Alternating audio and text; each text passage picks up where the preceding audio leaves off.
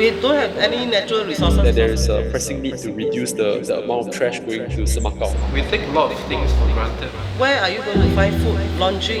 What are we going to do about it? Every year, Singapore wastes 539,000 kilograms of food, generated from the food cycle of production, distribution, retail, and consumption. Several factors contribute to this obscene amount of wastage: discarded food after consumption, overbuying and a lack of planning, and raw products that never even make it to the kitchen because they are unsightly or expired. Singaporeans lack awareness about this issue that could have dire consequences if left unchecked.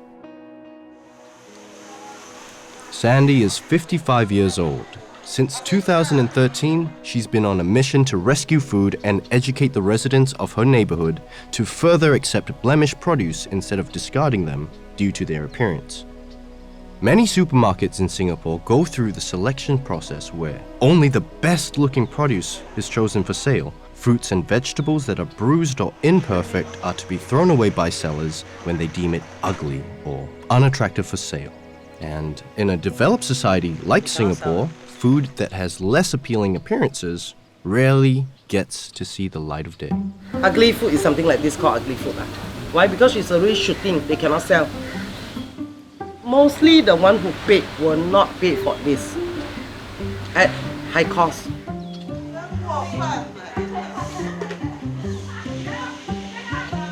Rescue food actually can be very tasty food also.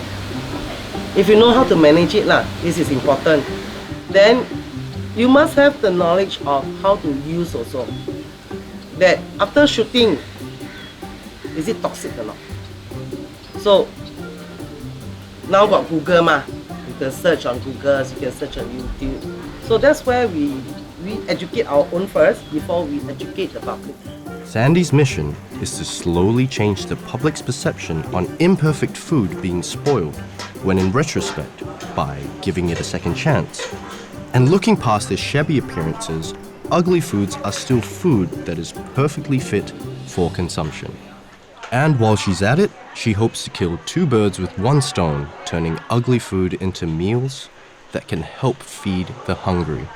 Unfortunately, through her actions, Sandy has been accused of giving out spoilt food to the residents.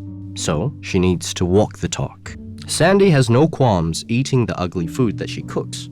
She does this to show that it's safe for everyone to consume. If you don't even dare to consume the thing, how are you going to make others believe that this thing is edible? So we ourselves, we have to eat also. So slowly we'll implement this thing out to the public and to the government to understand that this thing actually helps food wastage. Stop the food wastage at the same time, and also helping the community in need. Throughout the years, Sandy has built up a vast network of wholesaler contacts, and she readily accepts food that is no longer presentable but still edible. However, the biggest hurdle that Singaporeans face now is food not looking acceptable, and it starts by changing everyone's mindset and educating the young to accept slightly blemished food. I hope that our consumer are able to accept ugly food cosmetic ugly, and then the wholesaler or the retailer might sell at a special rate, so that it's a win-win situation. Less food wastage I hope that youngsters please come in and volunteer and try to understand the food insecurity situation. I hope so that you all can come in, understand what is called food wastage. While Sandy is one individual working with ugly foods, there are other SME companies who are joining the fray. Damien Yao and his wife started Deansy Gelato 4 years ago with a vision to create ice cream with less than presentable ingredients in hopes to become a more sustainable food company through reducing food wastage. Our aim is to really be able to show the people that second-grade foods are not only edible, but can also be made into a very good product, like an end product in the gelato itself. Like Sandy, Damien's biggest challenge is convincing consumers that blemished food is safe and edible to eat. He believes through a lot more education and further positive awareness on the subject, we can save ugly foods from going to waste. If we are really able to educate the consumers to be more accepting of such food blemishes, then I think we could all do our part to help with this whole situation. It all boils down to consumer behavior. If the consumers are not accepting of such second-grade foods, then the supermarkets or the markets will not be selling it because it's actually going to be a cost to them. Another issue that Damien has faced is the cost of becoming a more food sustainable company, from gathering support from the community to finding different partners with similar goals in mind. It has been a rather rocky road for Damien. But in the end, he still believes in finding someone to spearhead the whole movement. There has to be somebody to champion such initiative before it can actually gain mainstream traction.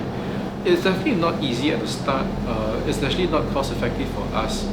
Damien hopes everyone would do their own part in saving the environment by seeing the bigger picture in the seriousness of food wastage in Singapore.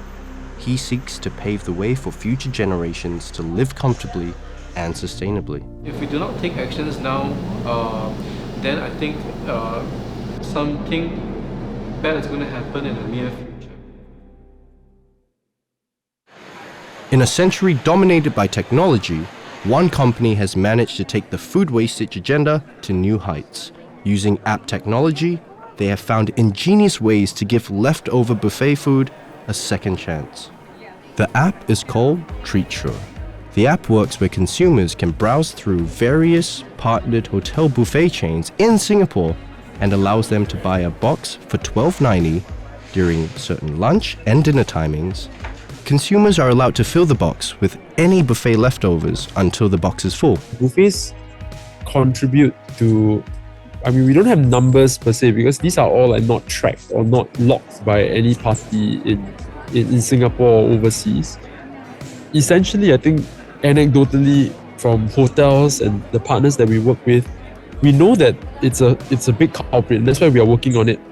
According to the National Environment Agency, buffets produce up to 12% of the entire food wastage generated in Singapore. Preston and his team capitalized on mobile technologies to not only reduce waste, but to create a commercially sustainable company.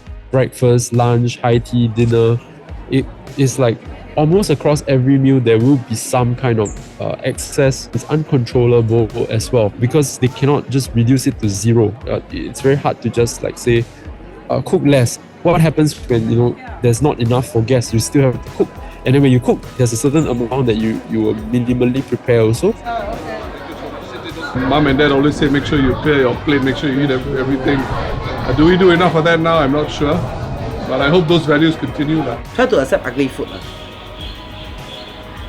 Although I know you pay money, but try try to accept because it's cheap. I think if all of us play our part to make sure that we don't have leftovers and we eat all our food and take as much as we need during when we have buffets, I think we'll all be okay. And while many consider Singapore to be a first world country, we still have a long way to go when it comes to reducing our food waste. It's not that hard, is it?